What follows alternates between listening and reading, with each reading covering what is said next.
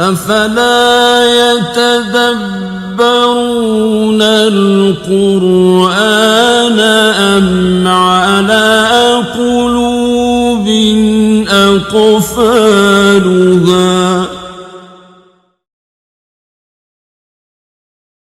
الحمد لله نحمده ونستعينه ونستغفره ونؤمن به ونتوكل عليه ونعوذ بالله من شرور أنفسنا ومن سيئات أعمالنا من يهده الله فلا مضل له ومن يضلله فلا هادي له ونشهد أن لا إله إلا الله وحده لا شريك له ونشهد أن سيدنا ومولانا محمدا عبده ورسوله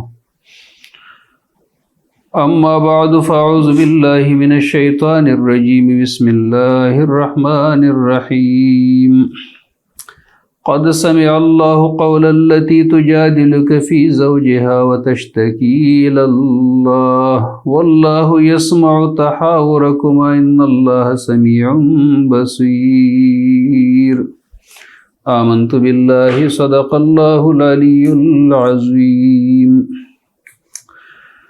آج کے درس میں ہم 28ویں پارے کی تفسیر کا خلاصہ بتائیں گے۔ 28ویں پارے کی جو پہلی صورت ہے، صورت کا نام ہے سورۃ المجادلہ۔ مجادلہ بھی صحیح ہے، مجادلہ بھی صحیح ہے، اور پہلی صورت میں لفظ ہے نا تجادلک فی زوجہا، اسی سے صورت کا نام لیا گیا ہے۔ مدنی صورت ہے، اس کے جو ابتدائی آیات ہے 1 سے 6 تک، اس کا ایک خاص پس منظر ہے اور اس میں ایک فقہی مسئلہ بھی ہے۔ پس منظر اس کا یہ ہے کہ حضرت خولہ بنت ثعلبہ رضی اللہ تعالیٰ عنہ خزرج قبیلے سے تعلق رکھتی تھی، اور حضرت اوس بن صامت رضی اللہ تعالیٰ عنہ یہ قبیلے اوس جو دوسرا بڑا قبیلہ تھا اس کے سردار حضرت عبادہ کے بھائی تھے، یہ اس کی بیوی تھی۔ خولہ بنت ثعلبہ خزرج قبیلے والی حضرت اوس بن صامت جو اوس قبیلے کے تھے ان کی بیوی تھی۔ بڑی عمر میں جب یہ دونوں بوڑھے تھے تو اوس بن صامت نے اپنی بیوی سے زہار کیا۔ زہار اس زمانے میں یہ ہوتا تھا کہ کوئی شخص اپنی بیگم سے کہتا تھا انت علیہ کا ظہر امی، آپ میرے اوپر ایسے ہو جیسے میری ماں کی پیٹھ۔ تو اس کے بعد ان الفاظ کے ذریعے وہ ہمیشہ ایک دوسرے سے الگ ہوتے تھے، کوئی گنجائش اس میں نہیں ہوتی تھی، اور قرآن نے ابھی تک اس کے بارے میں کوئی حکم نازل نہیں کیا تھا۔ جب اس نے بڑی عمر میں اپنی بیگم سے یہ کہا تو یہ عورت نبی علیہ السلام کے پاس گئے اور رونے لگی کہ اب ہمارا کیا بنے گا اس عمر میں، تو وہ نہ کہیں جا سکتے ہیں نہ میں کہیں جا سکتی ہو۔ اللہ کے نبی نے کہا کہ میرے پاس تو کوئی نیا حکم نہیں ہے، وہی حکم ہے پرانا۔ اس نے کہا نہیں وہ حکم نہیں، کوئی راستہ نکالے۔ اللہ کے نبی پہ زور دینے لگی کہ کوئی راستہ نکالے۔ نبی علیہ السلام نے فرمایا میں کہاں سے راستہ نکالوں؟ اللہ کے نبی بھی کوئی راستہ نہیں نکال سکتے تھے، راستہ تو اللہ دیتا ہے۔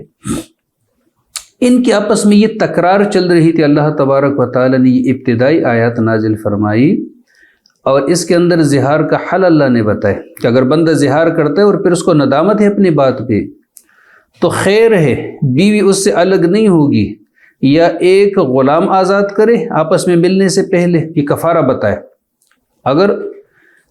لیکن ابھی تو غلام نہیں ہے، اور اگر غلام نہ ہو تو فرمائے 2 مہینے مسلسل روزے رکھے، اور اگر یہ بھی نہ ہو تو پھر 60 مسکینوں کو کھانا کھلائے، پھر اس کے بعد آپس میں دوبارہ رہے، زندگی بسر کر سکتے ہیں۔ لیکن آئندہ کے لیے یہ باتیں نہ کہے، یہ بات صحیح بات نہیں ہے۔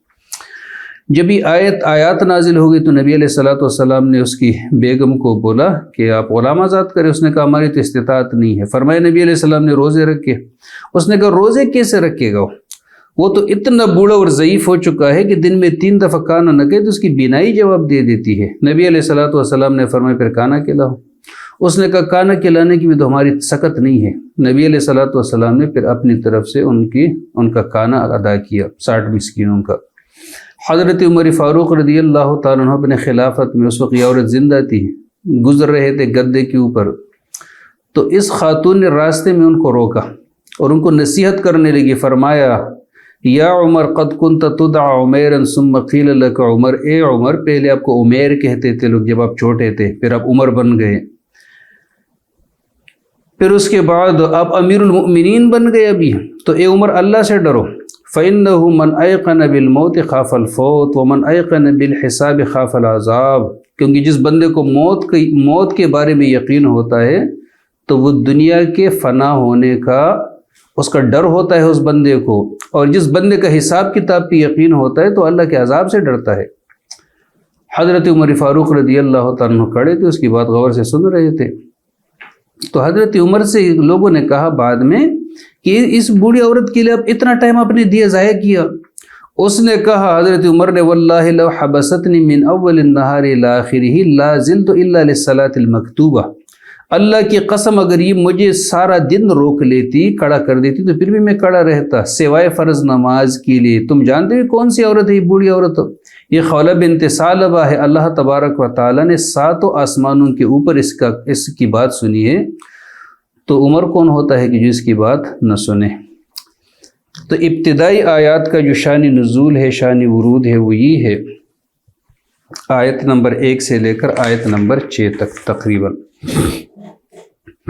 پھر اس کے بعد اس پارے کا جو دوسرا عنوان ہے وہ آیت نمبر 7 سے لے کر 13 تک، اس میں اللہ تبارک و تعالیٰ نے کچھ معاشرتی مسائل بتائے ہیں۔ اس میں اصولی نجوہ ہے، سب سے پہلے نجوہ کا معنی آپس میں سرگوشی کرنا، یعنی قرآن مقدس نے اتنی یہ جو معاشرتی بات اس کو کتنی اہمیت ہے، قرآن میں اس کو جگہ دی۔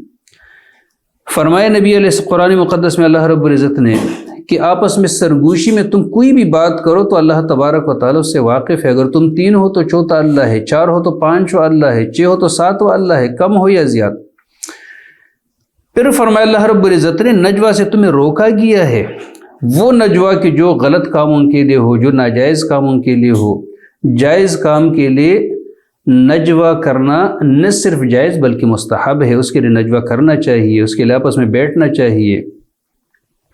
پھر اس کے بعد ان لوگوں کے اندر ایک برائی یہ بھی تھی کہ نبی علیہ الصلوۃ والسلام کو سلام کرتے تھے تو الفاظ میں ہیرا پھیری کرتے تھے، بد دعا دیتے تھے نبی علیہ الصلوۃ والسلام کو، السلام کی جگہ سام کہتے تھے۔ ہمارے لوگ بھی کہتے ہیں، سلام میں لوگوں نے بہت کیڑے نکالے کہ اس طرح بولو اس طرح بولو۔ بہرحال ہماری نیت اچھی ہوتی ہے تو اگر تلفظ میں ہم سے کوئی آئین خود کوشش کرنی چاہیے، لیکن اگر تلفظ میں کوئی اونچ نیچ ہو جائے تو انشاءاللہ العزیز اس پہ ہماری پکڑ نہیں ہوگی، کیونکہ خطا ہے۔ اور ہم قرآن میں پڑھتے ہیں ربنا لا تؤاخذنا ان نسینا او اخطانا، ہم غلطی سے پڑھتے ہیں، قصدن نہیں پڑھتے، بدنیتی سے نہیں پڑھتے۔ وہ لوگ بدنیتی سے پڑھتے تھے اس لیے وہ بد دعا ہو جاتی تھی۔ ہمیں اگر الفاظ میں کوئی اوپر نیچے ہو جائے تو خیر ہے، عام لوگ ہوتے ہیں ان کو زیادہ صحیح تلفظ نہیں آتا تو اللہ پکڑ نہیں کرے گا۔ پھر فرمایا اللہ تبارک و تعالیٰ نے، اے لوگ جو ایمان لے ہو، جب تم سے کہا جائے کہ مجلس میں وسعت کشادگی پیدا کرو تو کرو، اللہ تبارک و تعالیٰ تمہیں کشادگی بخشے گا۔ کون سی چیز میں؟ اپنی رحمت میں۔ اب جنت میں تمہارے گھروں کو کشادہ کرے گا، تمہاری قبروں کو کشادہ کرے گا، رزق کو اللہ کشادہ کرے گا۔ اور جب تم سے کہا جائے مجلس ختم ہونے کے لیے اٹھ جاؤ تو اٹھ جایا کرو۔ اللہ تبارک و تعالی بلند درجات عطا کرتا ہے ایمان والوں کو، اور جن کو علم دیا گیا ہے بالخصوص اللہ تبارک و تعالی ان کو بلند درجات عطا کرے گا۔ حضرت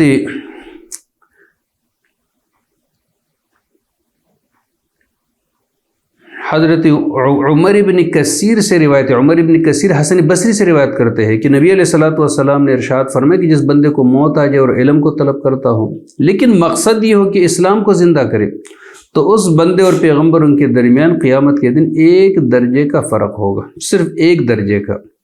امام ابو حنیفہ کی مسند میں عبداللہ ابن مسعود کی روایت ہے، نبی علیہ الصلوۃ والسلام نے ارشاد فرمایا اللہ قیامت کے دن علماء کو اکٹھا کرے گا، پھر فرمائے گا کہ میں نے حکمت تمہارے دل میں اس لیے نہیں ڈالی مگر اس لیے ڈالی کہ میں تم سے بھلائی کرنا چاہتا ہوں، جنت کی طرف چلے جاؤ، میں نے آپ کی مغفرت فرمائی چاہے تم لوگوں نے کچھ بھی کیا ہو۔ تو اہل علم کو اللہ تبارک و تعالی درجات کی بلندی دیتا ہے۔ پھر فرمائے لوگ جو ایمان لائے ہو، جب تم نبی علیہ الصلوۃ والسلام کے ساتھ تخلیہ میں بات کرو، یہ اس زمانے کے لیے ایک اصول تھا جو ابھی منسوخ ہے، چونکہ لوگ بار بار نبی علیہ السلام کو تنگ کرتے تھے، نبی علیہ السلام کی مصروفیت ہوتی تھی، فضول میں کبھی بیٹھتے تھے، کبھی محبت میں ایسے بیٹھتے تھے، لیکن نبی علیہ السلام کا ٹائم ضائع ہوتا تھا۔ تو اللہ رب العزت نے لوگوں کو چوکنا کرنے کے لیے، لوگوں کی اصلاح کے لیے، سمجھانے کے لیے فرمایا کہ جب تم تخلیہ میں پیغمبر سے اب ملو تو ٹیکس لگائے کہ صدقہ دیا کرو۔ کتنا صدقہ دے؟ حضرت علی فرماتے ہیں کہ جب یہ آیت اتری تو نبی علیہ السلام نے مجھ سے پوچھا کہ کتنا صدقہ لوگوں سے لیا جائے؟ 1 دینار، میں نے کہا زیادہ ہے، تو فرمایا نبی علیہ السلام نے آدھا دینار، میں نے کہا یہ بھی زیادہ ہے، تو پھر پوچھا کتنا، تو میں نے کہا جو کے دانے کے برابر سونا۔ فرمایا نبی علیہ السلام نے، آپ نے تو بہت کم مقدار کا مشورہ دیا۔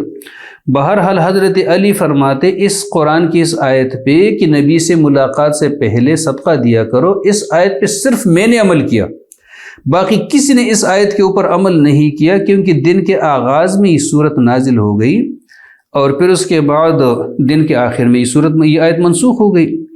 کچھ روایات میں آتا ہے کہ 10 دن بعد منسوخ ہوئی یہ آیت، لیکن بہرحال لوگ سمجھدار ہو گئے، لوگوں کو پتہ چل گیا کہ اب نبی علیہ السلام کا ٹائم فضول میں ضائع نہیں کرنا چاہیے۔ پھر اس کے بعد اس کا جو تیسرا موضوع ہے وہ منافقین کے احوال ہے۔ یہ آیت نمبر 14 سے لے کر 22 تک چلے گا۔ منافقین کی تفصیلی احوال اللہ تبارک و تعالیٰ نے کی، جھوٹی قسمیں اٹھاتے ہیں، پروپیگنڈے کرتے ہیں مسلمانوں کے خلاف، اور قیامت کا دن ہوگا تو اللہ تبارک و تعالیٰ پھر ان سے حساب کتاب برابر کرے گا۔ شیطان کا ان لوگوں کے اوپر تسلط ہے، ان کی نشانی یہ بھی ہے کہ یہ لوگ ان لوگوں سے دوستی رکھتے ہیں کہ جو اللہ اور اللہ کے رسول کے دشمن ہے، یہ منافق لوگ ہوتے ہیں۔ اس کے بعد یہ سورۃ الحشر ہے۔ سورۃ الحشر یہ اس کا جو ابتدائی مضمون ہے اس سورت کا، اور جو اس پارے کا چوتھا مضمون ہے، وہ بنو نذیر کا واقعہ ہے جو اللہ رب العزت نے یہاں بیان فرمایا۔ آیت نمبر 1 سے لے کر 17 تک 3 قبیلے تھے ان لوگوں کے جو مدینہ منورہ کے آس پاس آباد تھے۔ ایک بنو قینقاع تھا جو بالکل اندر مدینے کے اندر آباد تھا، ان کو تو نبی علیہ السلام نے 2 ہجری کے آخر میں ان لوگوں کو 15 دن تک ان کا محاصرہ کیا تھا، بالآخر ان لوگوں نے ہتھیار ڈال دیے، سارے بالغ افراد گرفتار ہو گئے، لیکن عبداللہ بن ابی نے سفارش کی تو ان کو رہا کر دیا گیا، اور یہ لوگ وہاں سے چلے گئے، وہ علاقہ ان لوگوں نے خالی کر دیا۔ اور ایسے نہیں کیا، ان لوگوں نے شرارتی کی تھی، ایک دفعہ ایک مسلمان عورت کو برہنہ بھی کیا تھا، تو نبی علیہ السلام نے ان کو پھر نکلنے کا حکم دے دیا۔ دوسرا بنی نذیر تھا، بنو نذیر، جو مدینہ منورہ سے 2 میل کی مسافت پہ یہ لوگ آباد تھے، اور بنو قریظہ کا تذکرہ پہلے ہو چکا ہے غزوہ احزاب میں۔ سورۃ الاحزاب میں ان کا تذکرہ ہوا ہے کہ اس موقع پہ اللہ کے نبی نے پھر جا کے ان لوگوں نے شرارت کی، شیطانی کی، دشمن سے ملے، تو اللہ کے نبی نے ان کو بھی پھر جو ان کے بالغ مرد تھے وغیرہ ان کو مار دیا، اور جو عورتیں اور جو بچے تھے ان کو غلام بنایا۔ یہ بنو نذیر تھے۔ سن 4 ہجری کے اندر ربیع الاول میں ان لوگوں کے ساتھ مسئلہ یہ ہوا کہ عمرو بن امیہ زمری ایک صحابی رسول تھے، ان کے ہاتھ سے 2 بندوں کا قتل ہوا جن کا تعلق بنو عامر سے تھا، شبے میں قتل ہو گئے، تو ان کا تفصیلی واقعہ ابھی یہاں تفصیل بتانے کا وہ نہیں ہے، ٹائم نہیں ہے۔ بہرحال تو ان کا خون بہا دینا تھا، غلطی سے قتل ہو گئے تھے، اور یہ بنو نذیر کا قبیلہ مسلمانوں کا حلیف تھا کہ ہم دکھ سکھ میں ایک دوسرے کے شریک ہوں گے، تو جو پریشانی آ جاتی تھی ان کو بھی شریک کیا جاتا تھا۔ نبی علیہ السلام ان کے پاس تشریف لے گئے ان سے مدد حاصل کرنے کے لیے کہ آپ لوگ خود بھی ہمارے ساتھ خون بہا میں شریک ہو جائے۔ ان لوگوں نے نبی علیہ السلام کے مارنے کی سازش کی، اوپر ایک بندے کو ان کو ایک چھت کے نیچے بٹھایا، اور اوپر سے ایک بندے سے کہا کہ پتھر گراؤ، لیکن اللہ کے نبی کو وحی کے ذریعے پتہ چلا تو نبی علیہ السلام وہاں سے نکلے، واپس آئے۔ پھر نبی علیہ السلام نے صحابہ کرام کو لے کے ان لوگوں کا محاصرہ کیا اور ان سے کہا کہ 10 دن کی مہلت ہے، آپ لوگ یہاں سے نکل جائے۔ عبداللہ بن ابی وہاں بھی چلا گیا، جو رئیس المنافقین تھا، اس نے کہا 2000 افراد سے تمہاری مدد کروں گا، آپ لوگ ڈٹ جائے، لیکن بہرحال پھر یہ مدد کے لیے نہیں گئے، اور 10 دن کی مہلت ختم ہونے کے بعد بالآخر یہ لوگ نبی علیہ السلام نے فرمایا کہ اسلحہ نہیں اور باقی جو چیزیں ہیں تو آپ اٹھا سکتے ہو تو ساتھ لے کے یہاں سے آپ لوگ چلے جائے۔ تو یہ لوگ اس علاقے کو خالی کر کے چلے گئے۔ اسلحہ جو ان لوگوں نے پیچھے چھوڑا تھا 50 زریں تھی، 50 خود تھے جو جنگی ٹوپیاں تھیں، اور 340 تلواریں تھیں کہ جو ان لوگوں سے پیچھے رہ گئی، اور پھر ان لوگوں نے یہ علاقہ بالآخر خالی کر دیا، چلے گئے یہ لوگ وہاں سے شام کی طرف چلے گئے۔ اریحہ، الزرعات، یہ بھی شام کے قریبی علاقے، وہاں پہ یہ لوگ جلا وطن ہو گئے۔ تو شروع والی 1 سے 17 آیات میں اللہ تبارک و تعالیٰ نے کا یہاں تذکرہ فرمایا کہ کس طرح ان لوگوں کو یہاں سے بگایا گیا اور ان لوگوں کو یہاں سے جلا وطن کر دیا گیا۔ دوسرا عنوان جو اس کا ہے، سورت کا دوسرا اور پارے کا 5واں عنوان، وہ نصیحت ہے، اس کچھ آخرت ہے، اور توحید کے بارے میں کچھ تذکرہ ہے، آیت نمبر 18 سے لے کر 24 تک۔ اللہ تبارک و تعالیٰ نے ارشاد فرمائے، اے لوگو جو ایمان لائے ہو اللہ سے ڈرو، اور ہر بندہ ضرور اپنا جائزہ لے کہ اس نے کل کے لیے کیا سامان تیار کیا ہے۔ سارے دوست اس پہ غور کرے۔ آج کے لیے تو ہم سوچ رہے ہیں، دنیا آج ہے اور آخرت کل ہے۔ آج کے لیے ہم کتنا سوچ رہے ہیں؟ کوئی بندہ ایسا نہیں ہوگا جو آج، ہمارے چھوٹے بچے بھی آج کے لیے سوچ رہے ہوتے ہیں، چھوٹی چھوٹی تجوریاں لی ہوتی ہے، مٹکے لیے ہوتے ہیں، اس کے اندر پیسے ڈالتے ہیں، پیسے جمع کرتے ہیں، بیسیاں ڈالتے ہیں، پتہ نہیں کیا کیا پاپڑ ہم لوگ بیلتے ہیں۔ آج کے لیے سب کچھ ہے لیکن کل کے لیے کچھ ہے یا نہیں ہمارے پاس ہو۔ آج گزر جائے گا، کل جب آ جائے گا تو پھر گزرے گا نہیں، وہ گزرنے کا نام نہیں لے گا، آگے ٹک جائے گا پھر۔ تو کتنی بے وقوفی ہے ہماری کہ ہم آج کی وجہ سے کل کو برباد کر رہے ہیں، اور سارے لوگ کر رہے ہیں، دھڑلے سے کر رہے ہیں، لگے ہوئے ہیں، کوئی فکر نہیں ہے کسی کو آخرت کی۔ اگر ہم فکر ہے تو آج کی فکر ہے، آج کی فکر ہے، آج ہی کی فکر ہے، لیکن میرے دوست آج گزر جائے گا اور کل نہیں گزرے گا پھر۔ تو فرمایا اللہ رب العزت نے ہر بندہ ضرور دے کہ اللہ سے ڈرو، اللہ تمہارے اعمال سے باخبر ہے۔ ان لوگوں کی طرح نہ بنو جن لوگوں نے اللہ کو بلا دیا تو اللہ نے ان سے اپنے آپ کو بھی بلا دیا، اپنے آپ سے غافل ہو گئے، یہ فاسق لوگ ہیں۔ جنت اور جہنم والے کبھی ایک جیسے نہیں ہو سکتے، جنت والے ہی دراصل کامیاب ہے۔ اگر یہ قرآن جیسی عظیم کتاب ہم کسی پہاڑ پہ نازل کرتے، وہ بھی ریزہ ریزہ ہوتا، جھک جاتا اللہ کے خوف سے، لیکن انسان ہے کہ جس کا دل اللہ کے خوف سے لرزتا نہیں ہے۔ یہ مثالیں ہم لوگوں کے لیے بیان کرتے تاکہ لوگ نصیحت قبول کریں۔ اللہ وہ ذات ہے جس کے علاوہ کوئی معبود نہیں ہے، کل چپے سے وہی واقف ہے، وہی رحمان الرحیم ہے۔ اللہ وہ ذات ہے جس کے علاوہ کوئی معبود نہیں ہے، وہی بادشاہ ہے، وہی عرائب سے پاک ہے، وہی سلامتی دینے والا ہے، وہی امن دینے والا ہے، وہی نگرانی کرنے والا ہے، وہی قوت والا ہے، عظمت والا ہے، بڑائی والا ہے۔ اللہ تبارک و تعالیٰ ان کے شرک سے پاک ہے۔ اللہ تبارک و تعالیٰ خالق ہے، پیدا کرنے والا، ٹیک ٹیک بنانے والا، تصویریں دینے والا۔ اللہ کے لیے خوبصورت نام ہے، اللہ کی تسبیح پڑھتی ہے تمام مخلوق جو آسمان اور زمین میں، اللہ غالب دانا ہے۔ سورۃ الممتحنہ مدنی سورت ہے، اور اس کا جو ابتدائی حصہ ہے اس کے اندر آیت نمبر 1 سے لے کر 9 تک ہدایات ہے، اور اس کا ایک خاص پس منظر اور شان نزول ہے۔ شان نزول اس کا یہ ہے، اس سے بات صحیح سمجھ میں آ جائے گی کہ ایک خاتون تھی سارہ نامی، یہ بنو عبد المطلب کی لونڈی تھی، اور آزادی کے بعد یہ گانا گا کے اس سے اپنا کام چلا رہی تھی۔ لیکن جب غزوہ بدر کے اندر ان لوگوں کو بہت بڑا دچکا لگا تو پھر لوگ ناچتے نہیں تھے، اس کو نچواتے نہیں تھے، تو اس کا دندہ ختم ہو گیا۔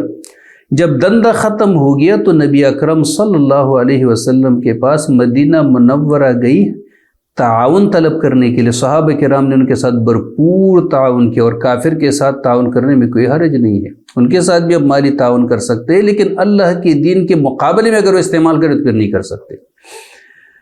واپس جب یہ خاتون جا رہی تھی تو حضرت حاتب ابن ابی بلتع رضی اللہ تعالیٰ عنہ جو بڑے مخلص صحابی تھے، بدری صحابی تھے، لیکن ان سے ایک غلطی سرزد ہو گئی۔ انہوں نے ایک خط ان کو دیا جس کے اندر مسلمانوں کے کچھ راز ان لوگوں کو بتائے گئے تھے، اور یہ اس کو 10 دینار اجرت بھی دی اس خاتون کو، اور کہا یہ خط وہاں کے سرداروں کو پہنچانا، اور مقصد اس کا یہ تھا کہ وہاں پیچھے ان کے زمینیں تھیں، ان کے جائیدادیں تھیں، ان کے رشتہ دار تھے، اور کوئی تھا نہیں وہاں پہ۔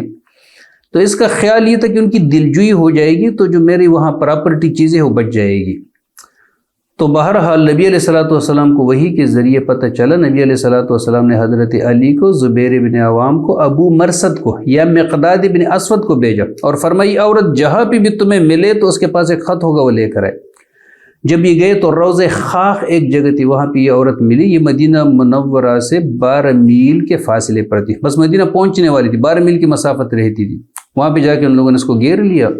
عورت مکر کے میرے پاس نہیں ہے، تو انہوں نے کہا ہم آپ کے کپڑے اتروائیں گے اگر آپ نے خط نہ دیا تو۔ جب وہ ڈر گئی تو ایک روایت میں آتا ہے کہ اس نے اپنی چوٹی، بالوں کی چوٹی میں اس کو لپیٹا تھا، وہاں سے وہ خط نکالا، اور یہ ناڑے کے جو ہوتا ہے جگہ ہوتی ہے اسی کے اندر اس کو چھپایا تھا۔ بہرحال خط نکال کے واپس لے، نبی علیہ الصلوۃ والسلام نے حضرت حاتب کو بلا کے ان سے پوچھا، اس نے معذرت کی کہ اللہ کے نبی جلدی نہ کریں، میں کوئی منافق نہیں ہوا ہوں لیکن میری مجبوری تھی، عذر تھا میرا۔ حضرت عمر بیٹے تھے، اللہ کے نبی سے کہا اجازت دیں میں اس کی گردن اڑاتا ہوں۔ نبی علیہ السلام نے فرمایا چھوڑو، یہ بدری صحابی ہے، اور ہو سکتا ہے بدر کا معرکہ اتنا عظیم معرکہ تھا کہ اللہ نے بدریوں سے کہا ہو کہ اب جو زندگی تمہاری بچی ہے جو مرضی ہے کرو۔ بہرحال نبی علیہ السلام نے اس کو معاف کیا۔ قرآن میں اس کے واقع بیان کرنے کا مقصد یہ ہے کہ کہیں بھی ہماری ہمدردی کافروں کے ساتھ نہیں ہونی چاہیے۔ یہاں تو راز فاش کرنا اتنا جرم اللہ نے قرار دیا، ہم ان کو کندھا دیں، ہم ان کو سپورٹ دیں، ہم ان کو تعاون دیں، ہم ان کو اپنے اڈے دیں، ہم ان کو اپنے بندرگاہ دیں، ہم ان کو اپنی زمین دیں، ہم ان کو اپنی فضائیں استعمال کرنے کی اجازت دیں تاکہ کہ مسلمانوں کو مارے، جیسے مشرف نے افغانستان کو اور افغانیوں کو مروانے کے لیے امریکہ کے ساتھ معاہدہ کیا۔ سوال ہی پیدا نہیں ہوتا، جیسے اب وہ سارے اسرائیل کو ہمارے لوگ ہی سپورٹ کرتے ہیں، ان کی معاونت کرتے ہیں۔ اللہ رب العزت نے اس سے سختی سے منع فرمایا۔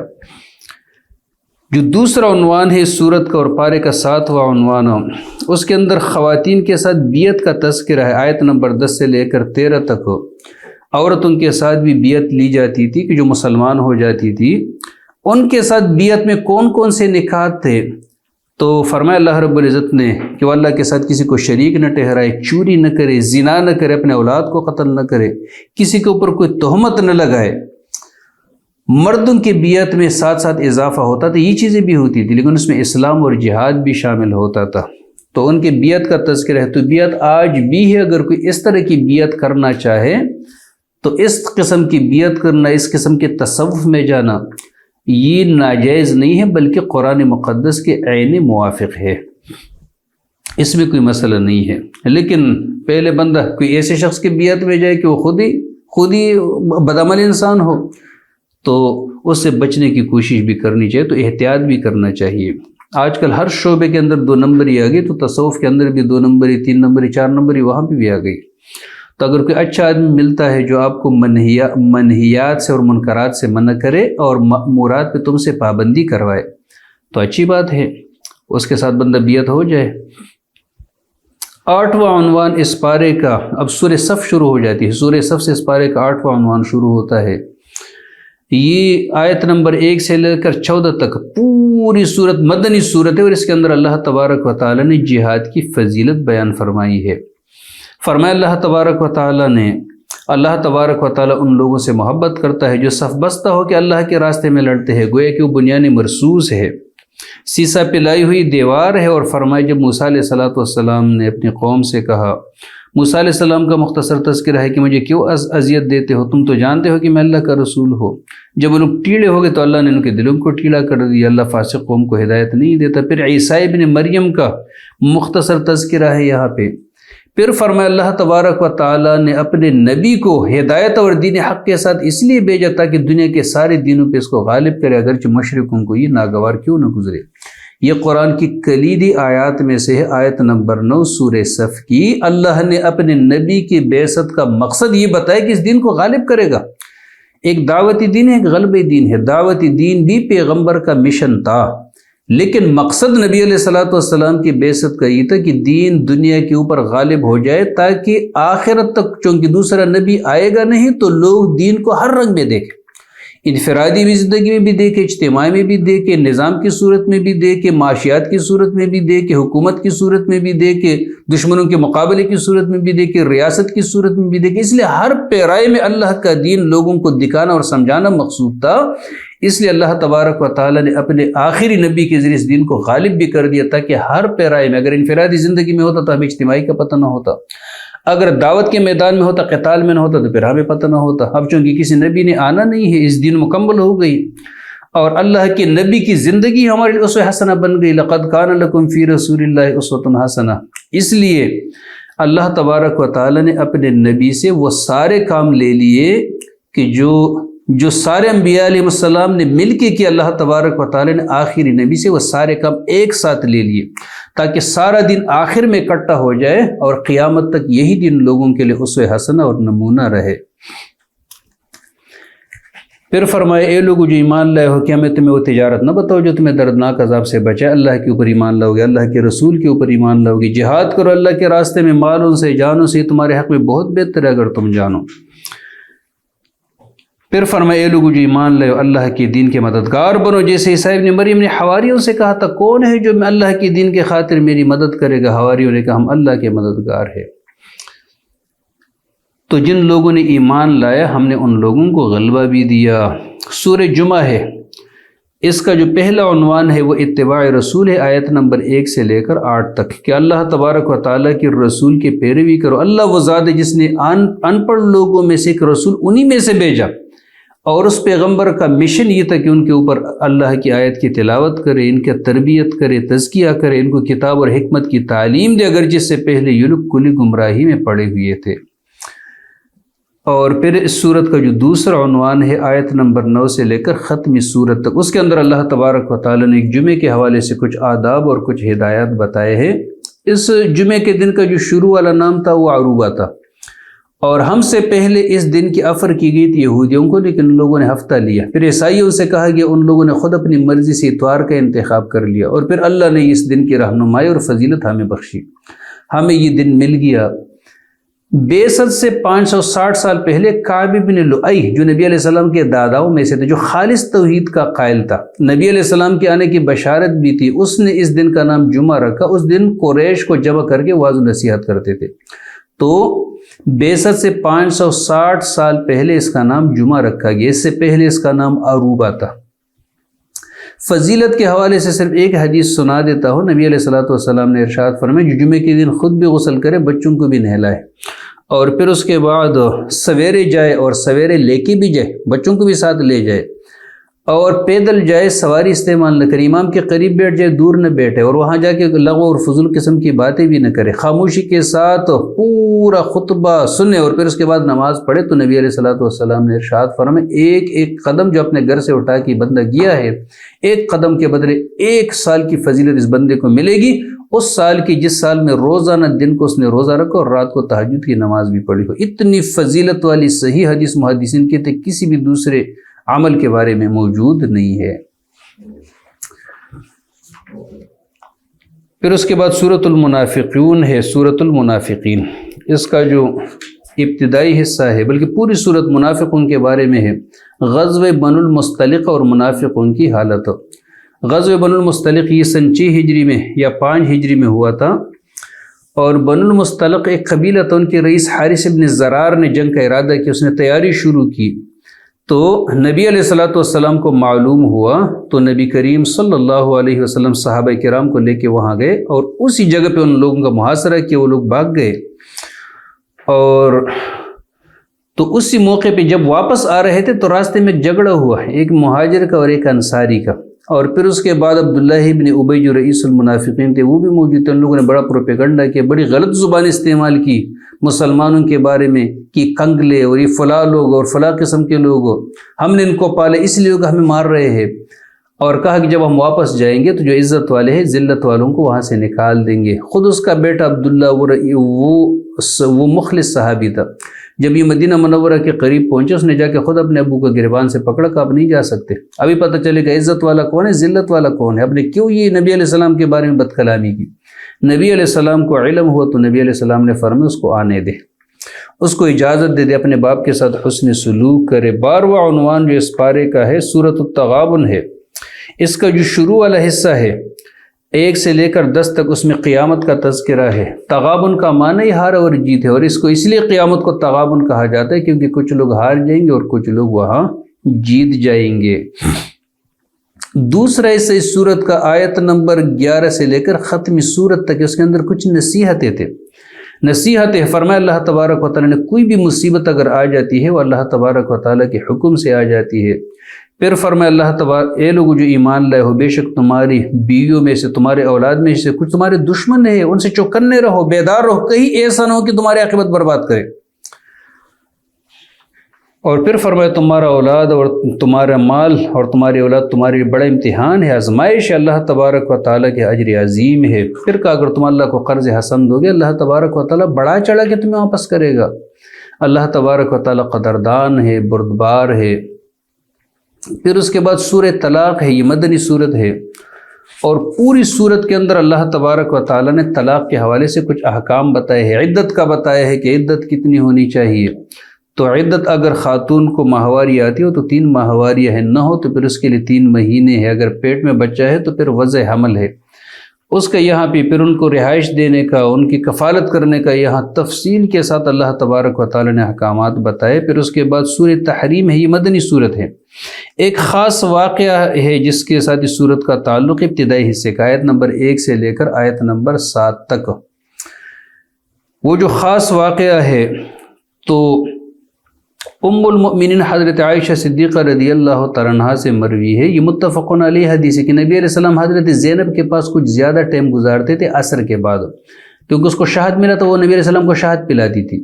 تو فرماتی میں نے اور حضرت حفصہ نے مشورہ کیا آپس میں کہ اگر ہمارے پاس نبی علیہ السلام آ جائے تو ہم نبی علیہ السلام سے کہیں گے کہ آپ کے منہ سے مغافیر، ایک پودا تھا بدبودار، وہ بو آ رہی ہے آپ کے منہ سے۔ نبی علیہ السلام کو میں بولوں گی پھر آپ بولو گی تو نبی علیہ السلام کو یقین آ جائے گا۔ جب دونوں نے ایک کے بعد دوسرے نے بھی بولا تو نبی علیہ السلام کو یقین آ گیا کہ شاید واقعی میرے منہ میں بدبو ہے، اور بدبو سے نبی علیہ السلام کو نفرت تھی۔ نبی علیہ السلام کا خیال تھا کہ شاید شہد کی مکھی مغافیر کے اوپر بیٹھی ہوگی، وہاں سے رس چوسا ہوگا۔ تو نبی علیہ السلام نے فرمایا میں آئندہ کے لیے کبھی بھی شہد نہیں پیوں گا۔ اللہ رب العزت نے اس کے اوپر ارشاد فرمایا کہ نہیں، آپ اپنے بیویوں کی رضامندی کے لیے حلال چیزوں کو اپنے اوپر حرام کیوں قرار دیتے ہو؟ پھر اس کے بعد یہ جو اس پہ صورت ختم ہو جائے گی، توبے کے حوالے سے اللہ تبارک و تعالیٰ نے یہاں تذکرہ فرمایا، جس پہ پارہ بھی ختم ہو جاتا ہے۔ فرمایا اللہ تبارک و تعالیٰ نے اے لوگوں جو ایمان لائے ہو، اللہ کی طرف توبہ نصوح کرو۔ توبہ نصوح کیا ہوتا ہے؟ تو امام قرظی فرماتے جس میں 4 چیزیں اکٹھی ہو وہ توبۃ النصوح ہے۔ زبان سے استغفار، عمل اس کام کو چھوڑنا، دل کے اندر پکا عزم کرنا کہ میں یہ کام آئندہ کے لیے نہیں کروں گا، اور جن برے دوستوں کی صحبت میں اسے کام سرزد ہوا ہے تو ان برے دوستوں کی صحبت سے کنارہ کشی اختیار کرنا، پھر یہ توبۃ النصوح ہو جائے گی۔ اللہ تبارک و تعالیٰ سے خوش ہوں گے اور بندے کے سابقہ سارے گناہوں کو بخش بھی دے گا، معاف بھی کرے گا۔ اللہ تبارک و تعالیٰ ہم سب کو عمل کرنے کی توفیق عطا فرمائے۔ وآخر دعوانا الحمدللہ رب العالمین۔